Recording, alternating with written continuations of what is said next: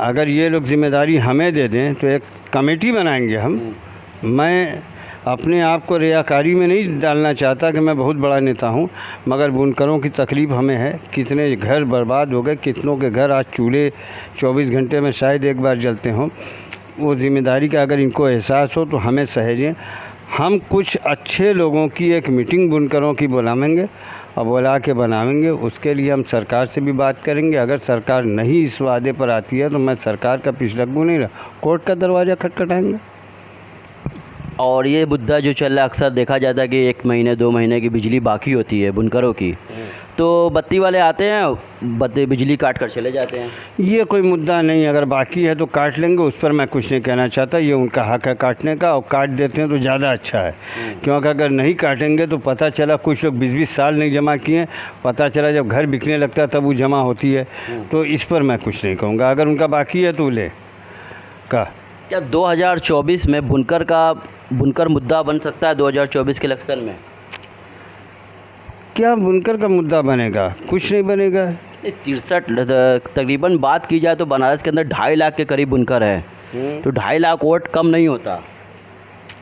बुनकरों का कोई मुद्दा नहीं। बुनकरों की गैर जिम्मेदारा रवैया जो है वो, उनको सियासी सोच उनकी अभी इतनी आगे नहीं गई है कि ये मुद्दा बना सकें। बन सकता था और बन सकता है, मगर इनकी सियासी सोच बहुत हीन भावना से ग्रस्त हैं। ये वो बनाना ही नहीं चाहते। क्योंकि बुनकरों की तंजीम कुछ कांग्रेस के फॉलोअर होंगे, कुछ सपा के होंगे, बसपा के तो यहाँ लोग कम हैं, तो वो आपस में खुद बिखराव इनके अंदर है। और हम तो MIM के नेता हैं भाई, हम तो बहुत दूर आते हैं इसमें।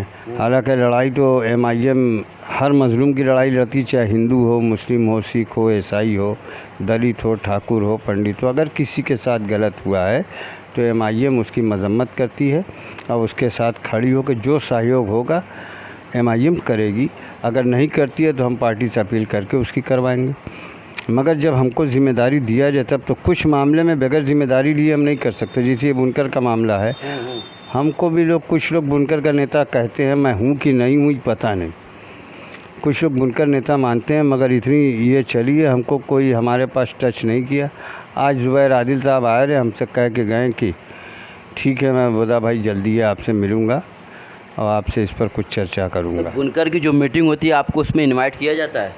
नहीं किया जाता, एकदम नहीं किया जाता। पहले कुछ लोग हमको बुलाते थे, अब नहीं बुलाते हैं। उसका रीज़न? सच बोलना हो सकता है, क्योंकि अगर किसी ने काम नहीं किया है तो कितनों बड़े पद पर हो। और देखिए, कंपटीशन का दौर है। कंपटीशन के दौर में कंपटीशन के बगैर तरक्की मुमकिन नहीं है। अगर ये लोग हमारे सरदार साहबान या उलमा साहबान ये समझते हैं कि हम जिले इलाही हो गए, तो मैं उनको मानने के लिए तैयार नहीं हूँ। क्योंकि ये जमहूरियत है, जमहूरियत में विपक्ष का होना ज़रूरी है, तो हमें विपक्ष ही मान लें, हमें विपक्ष ही मान लें। मगर मैं बात जो बुनकरों की आवाज़ उठाता रहूँगा। विपक्ष मान ले, विपक्ष मानते नहीं है, यही प्रॉब्लम है। हमें तो विपक्ष भी नहीं मानते, यही तो अफसोस है। विपक्ष मान ले तो कोई दिक्कत ही नहीं, अपनी भी बात रखी जा सकती है, समझाई जा सकती है। और जब तक आपका विपक्ष नहीं होगा तो आपका खुद बुद्धि नहीं खुलेगी, आप संकुचित रह के रह जाएंगे। विपक्ष ही तो चिल्लाता है कि नहीं यहाँ गड़बड़ी है, और अगर आप ईमानदार हैं तो उसको दूर करिए। तो बोदा से बुराई क्या कर रहे हैं? बोदा से आप दूरी काहे बना रहे हैं? चलो भाई, बोदा कुछ तो कह रहा है। विपक्ष आपको आईना दिखाता है, आपकी यहाँ कमी है। हाँ, विपक्षी आईना दिखाता है, और वो विपक्षी में किसी का विपक्षी बर्दाश्त ही नहीं करते। और ये आज का ट्रेंड चला है, और हमारे यहाँ ये ट्रेंड तो बहुत पहले से है कि अरे सरदार साहब से आप ज़बान लड़ाएंगे और मुफ्ती साहब से आप ज़बान लड़ाएंगे।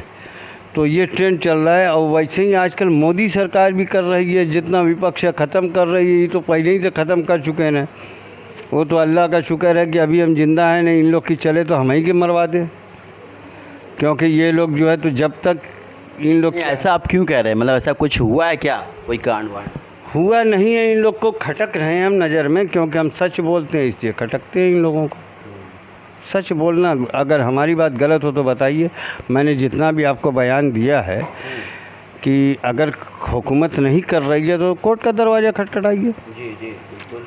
का अगर आपसे नहीं हो रहा है, आप सहजी हम 10-20 आदमी की, 11 आदमी की, 21 आदमी की कमेटी बनावे, मशवरा करके उसमें सरकार से बात किया जाए। यही चीज़ तो मैं कह रहा हूँ कि कहीं ना कहीं एजुकेशन की कमी है। एजुकेशन तभी तो नहीं है, एजुकेशन मायने नहीं है, मैं इसे नहीं मानता। और एजुकेशन कभी इस इलाके में आएगी नहीं, क्योंकि पसमानदा समाज के पास एजुकेशन नहीं आती। और सबको पता है कुरान में लिखा है कि इकरा संस्कृत का सवाल है, अरे एक श्लोक है, माता शत्रुआ पिता बैरी ये न बालो ना पाटता ना शोभते सभा मध्य हंस मध्य वकोय था। और हर बात सोचता है कि हम लड़के को पढ़ा के IAS PCS बना दें, मगर ये ताना बाना इतना कमज़ोर कड़ी है कि इसमें बाहर से अगर नौकर रखेंगे 10,000 8,000 20,000 महीना देंगे तो हमारी 20,000 रुपये महीने की पूरी इनकम हो रही है, हम 20,000 रुपये महीना का नौकर कहाँ से रखें? तो अपने बच्चे को लगा देते हैं। थोड़ा इसमें इनकी मजदूरी वगैरह कम है और बुनकरों की मजदूरी बढ़नी चाहिए, मगर इनकम ना होने की वजह से नौकर नहीं रख पाते। घर के परिवार के लोग ही छोटे छोटे बच्चे काम करते रहते हैं, उनकी मजबूरी है। आप 1 लाख शिक्षा का अभियान चला लें, नहीं पढ़ाएंगे। कौन नहीं चाहता कि हमारा लड़का IAS PCS हो, डॉक्टर हो? कोई नहीं चाहता। सब कोई चाहता है कि हमारा बच्चा पढ़े, चाहे वो टाली चला रहा हो, ठेला चला रहा हो, मशीन चला रहा हो, वो सब सोचते हैं, मगर उनकी मजबूरियां हैं। ये शिक्षा अभियान चलना चाहिए, मगर जितना कर रहे हैं, हर लोग शिक्षा की बात कर रहा है। हमारे आलिम भी करते हैं, हमारे सरदार भी करते हैं, हमारी बहुत से छोटे छोटे तंजीम बच्चों ने बना रखी है, सब भी कहते हैं, मगर थक हार के बैठ जाते हैं, इसलिए कि मजबूरी है उनकी, नहीं कर पाते। हम खुद अपने बच्चे को नहीं पढ़ा पाए, हम दूसरे की बात क्या करें? ये थे हमारे बोदा अंसारी साहब, जो बड़ी बेबाकी अंदाज से अपनी बात को रखी। आप हमारे चैनल को सब्सक्राइब कर लें, शेयर कर लें और बेल आइकन तो ज़रूर दबाएं। अस्सलाम वालेकुम रहमतुल्लाहि वबरकातुहू। गली ज्ञान यूट्यूब चैनल में आपका स्वागत है। आज हम जैतपुरा छमवानी के पास इकबाल कौसर बोदा अंसारी साहब के पास से आए हैं, उनका इंटरव्यू लेने के लिए। दिल्ली में जो बड़ी निर्मम तरीके से एक साक्षी नाम की लड़की की हत्या कर दी गई है और उसे फिर पत्थरों से कूच कर उसको मार दिया गया है, इस टॉपिक पे हम आज बात करेंगे। तो इस टॉपिक पे आप कुछ कहना चाहेंगे? हाँ, गलत हुआ है, गलत किया है, और जो गलत किया है तो कानूनन उसको, जो भी कानून कहता है उसको उसकी सज़ा मिलनी चाहिए। देखा गया कि अभी इधर एक इनकाउंटर हुआ था मुस्लिम का, तो उसके इनकाउंटर में तो मुसलमान काफ़ी ज़्यादा शोर मचा रहे थे, चिल्लम चिल्ली कर रहे थे, गलत हुआ। लेकिन इसके साहिल में मुसलमान खामोश क्यों हैं? खामोश होने की वजह है कि गलत किया है तो उसको सज़ा मिलना चाहिए, उसमें बोलने की जगह ही नहीं है। काफ़ी मुसलमानों से हमने बात की, कोई बोलने के लिए तैयारी नहीं है। उलमा से लेके आलिम से लेके मुफ्ती तक से हमने बात की, कोई इस पर टॉपिक पे कुछ बोलना ही नहीं चाह रहा। असल में हमारे जो भी सरबराह हैं, जो भी पेशवा हैं, चाहे सामाजिक पेशवा हों चाहे मजहबी पेशवा हों, एक छोटे छोटे बच्चे जो है एक कविता कहते हैं, Johnny Johnny yes papa, eating sugar no papa, open your mouth हैं, हमसे मतलब नहीं है।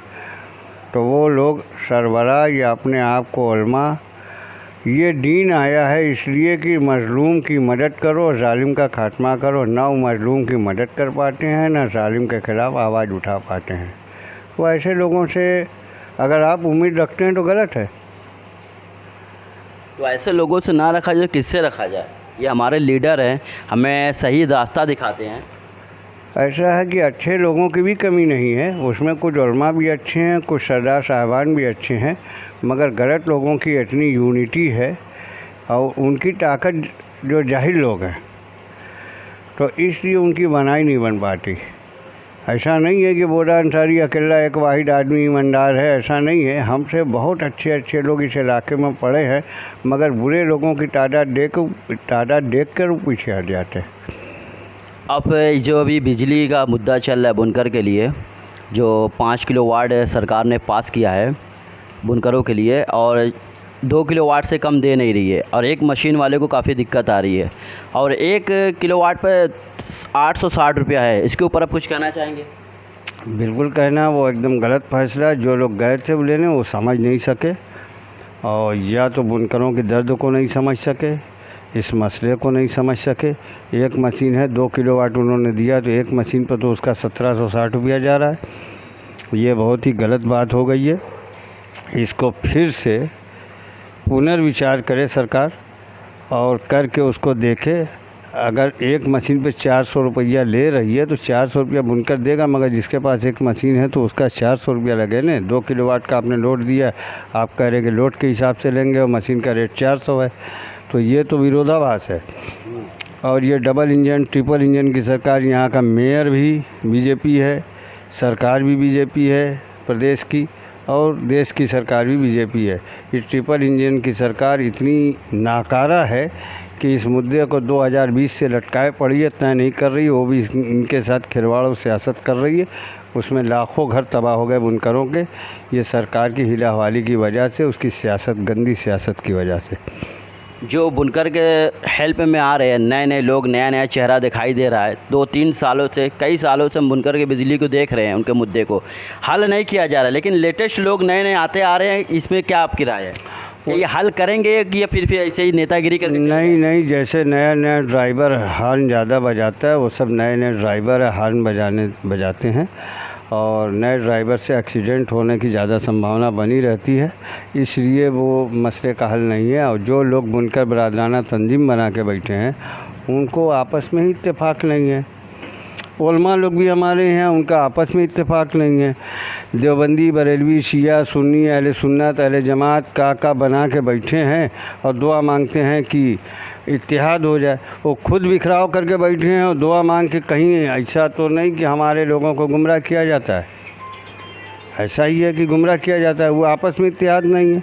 और इसी तरह 22, 14, 5 ये तंजीम सारे एक साथ बैठ के काम करना चाहिए। अगर बुनकर बरादराना तंजीम इस मुद्दे पर नहीं बोल रहा है तो ये अपनी ज़िम्मेदारी से भाग रहा है, वो उस लायक ही नहीं है। अगर इस पर नहीं बोलेगा तो किस पर बोलेगा? क्या उस चाइना का बॉर्डर हमने सरदार लोग अलग करेंगे या पाकिस्तान का मसला हल करेंगे? जी, अपने बुनकर समाज का जिनके लिए उनको चुना गया, उसी मुद्दे पर नहीं आ रहे हैं। ये क्या करेंगे? इनसे जाके आप पूछिए कि आप चाइना का बॉर्डर अलग कराएंगे, बाबरी मस्जिद का फैसला कराएंगे, ज्ञान वापी का फैसला कराएंगे, आप इसलिए बुनकर बरादराना तंजीम बना के बैठे हैं? ये तो सवाल उनसे होना चाहिए। और मेरी किसी से ज़ाती दुश्मनी नहीं है, मगर कौम परेशान है, उसके लिए हम भी थोड़ा सा परेशान हैं। हम भी बुनकर हैं और हम चाहते हैं कि बुनकरों का मसला हल हो। हमें किसी से बुराई भी नहीं है, ना सरकार से बुराई है और ना हमारे सरदार से बुराई है, ना हमारे उलमा से बुराई है। मगर अगर वो अपनी ज़िम्मेदारी को नहीं निभा रहे हैं तो बोदा अंसारी तो बोलेगा, हश्र के मैदान में भी कहेंगे तो हम खड़े होकर बोलेंगे कि इन्होंने अपना काम ज़िम्मेदारी से नहीं किया है। और इसी के लिए हमें बदनाम किया जाता है।